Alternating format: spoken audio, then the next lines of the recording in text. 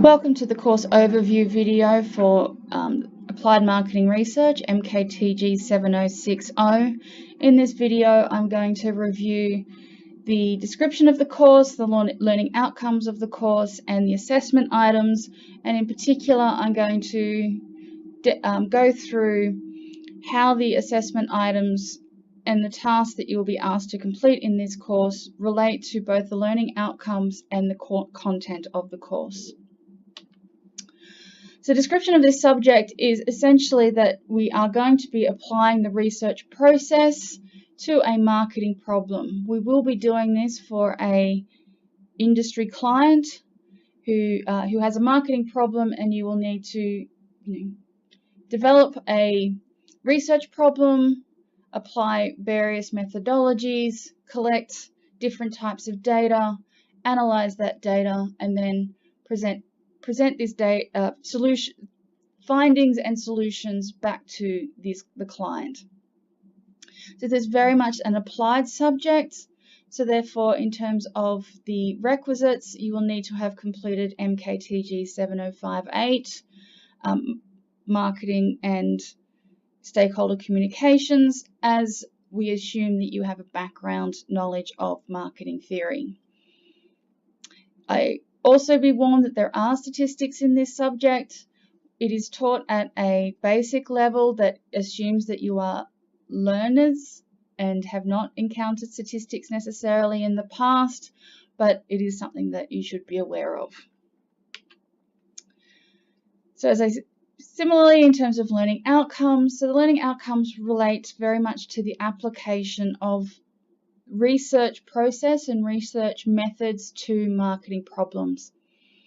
So when the client brings their marketing problem to you, you need to be able to problematize what is their core issue, then translate this issue into a research problem and research questions, then be able to select the appropriate methodologies, apply them in an ethical manner, retrieve the data, both primary and secondary, be able to assess if the data is of high quality, reliability, and validity, then need to be able to integrate all this data through analysis into a coherent solution to the marketing problem, and you also need to be able to provide recommendations to the client based on these solutions.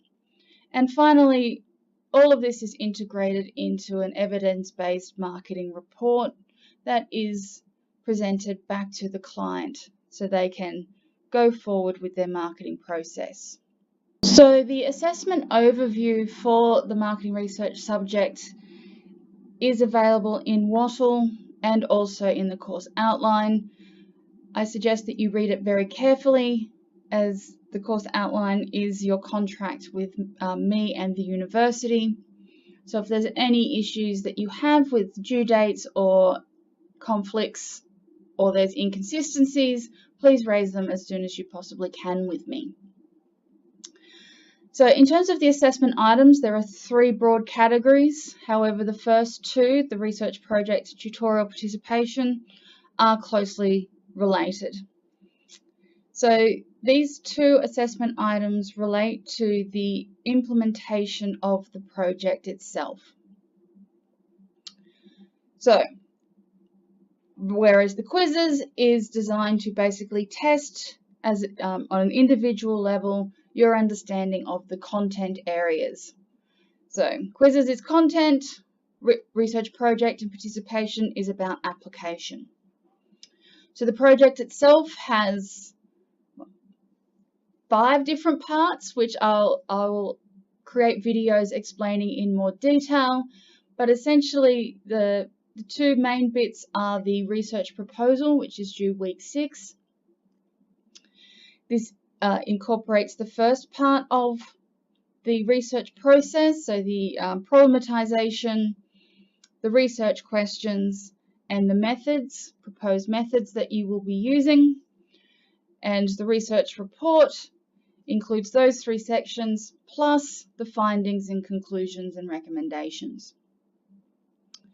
those 2 bits of assessment are done as a group, whereas the third assessment item, the project task, is done as an individual. And these are subsets of activities that need to be done throughout the research process, but an individual member of the group will be responsible for one of these tasks. The research presentation is the oral reporting of results at the end of semester. So essentially it will incorporate an overview of the entire project in a presentation form. And the final piece of assessment relates to the group components, and essentially it is there to make sure that all members of the group are contributing to the proposal and reports as they are due. Please note that while peer evaluation doesn't have a grade in of itself, each one, the one that's due week 6 and the one that's due week 12, relate to the proposal and the report, and that differential grades may be awarded for the proposal and report depending on how your group evaluates your performance. The participation assessment item requires active participation in class activities and discussion. Those class activities and discussions are essentially doing the research process. So you need to be engaged every week in order to have a good class participation mark. Just be aware that you actually need to be in class to participate, and that if you see the class activity schedule on Wattle, you'll also see that you will be required to do some preparation tasks before class that we will then be looking at in class as part of the activities. And finally, the quizzes. There are 3 quizzes throughout semester. They focus on content of the course and your knowledge of that content. So there's one in week 5, week 8, week 11, and the topics that they cover are also included there. So in terms of integrating these assessment items into the content areas. So if you've seen the introduction to the marketing research lecture that I have posted on Wattle, you'll see that researching involves 5 steps. So we need to determine the scope of the marketing research, select the research methods, collect and prepare the data, analyze the data, and transform the results into information. So this relates to our research projects, or the content of what we're going to be covering each week in the following ways. So in terms of determining the scope for the marketing research, we'll be doing this essentially in weeks 1 and 2 of semester.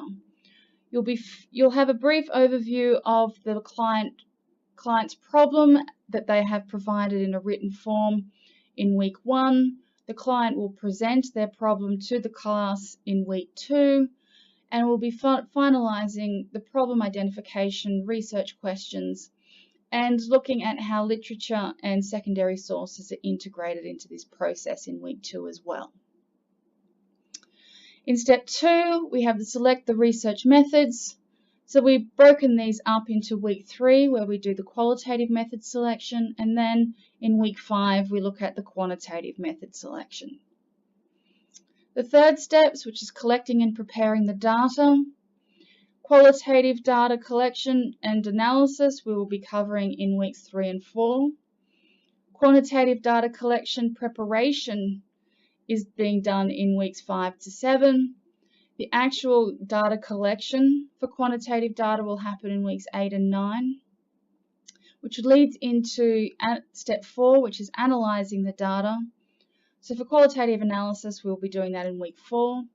And for quantitative analysis, when we get into the statistics, we'll be doing that in weeks 7 to 10. And finally, transforming the results into information. This will be done in class and in your final report that is submitted in week 12, and we'll cover how to present data in week 11. So as you can see that this is a very, very busy schedule. There is no time or leeway for delay. Otherwise, we will not be able to prepare complete reports by the end of semester. So in terms of the output, so the complete report is on the right-hand side here with the green dots. So a marketing research report includes an introduction, the theoretical framework, method, data collection, findings, conclusions, recommendations, limitations, suggestions. So as we go through each of the steps and each of the weeks, we are addressing one of these output areas. So as we go through the subject, you'll be building into your final reports. So step 1, so that weeks 1 and 2, these relate to the first 2 parts of the final report of introduction and theoretical framework. Step 2, where we do the qual and quant method selection, these go, the outputs of this go into the method section of the final report. The collection and preparation of the data goes into the data collection section. The analysis of the data goes into the findings section.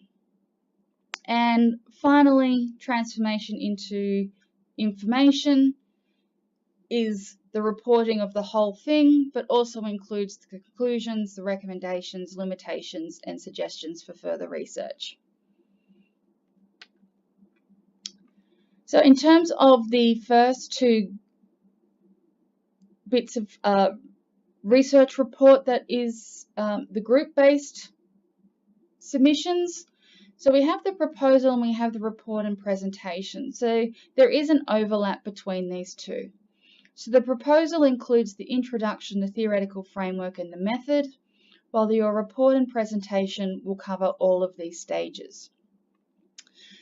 The difference between the 2 is that the proposal is written in the future tense, as in we plan to do these methods or we propose to do these methods, whereas in the report you will state that we did these methods. Other than that, the proposal also gives the opportunity for feedback for the first 3 sections of the report. So in marking the proposal, you'll be given feedback which you can then take to improve these sections that then appear again in your final report and presentation. The research tasks, which are these individually assigned activities that you will be required to do as an individual member of your group, which feed into either your group's report or into the research project overall. So the first research task comes under the determining the scope of the marketing research. It relates to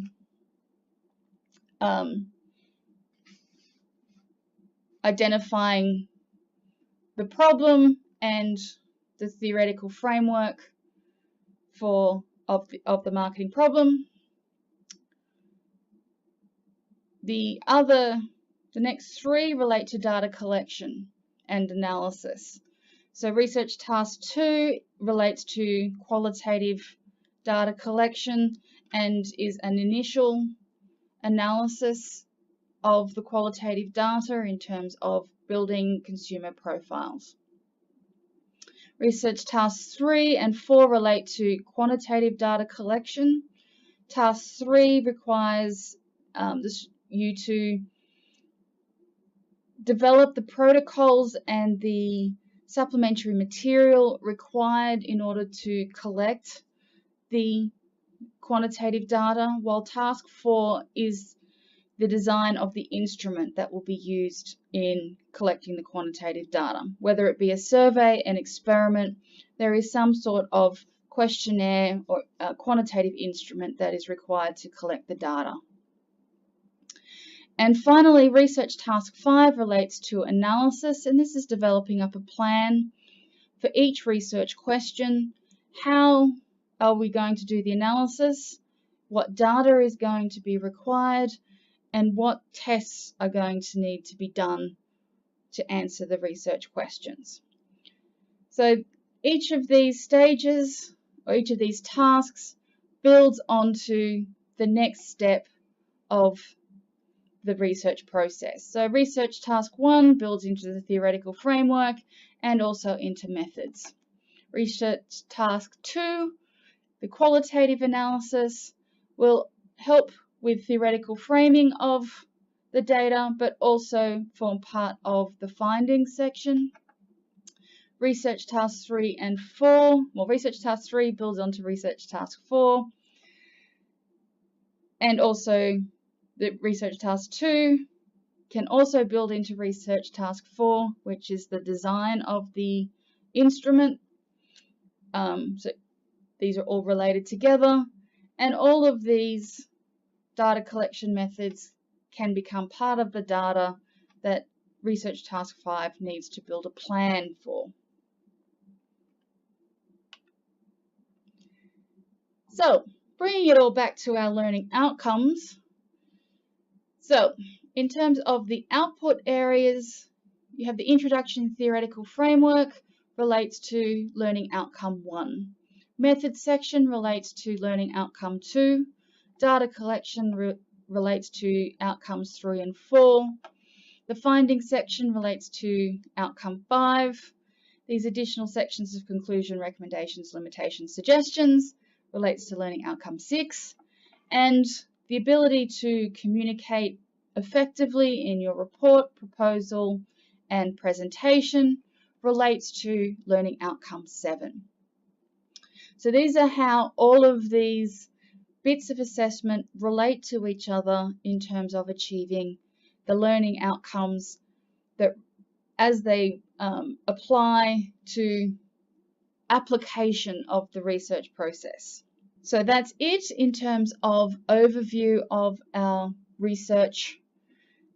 marketing research subject and assessment items and how these are integrated together to achieve our learning outcomes.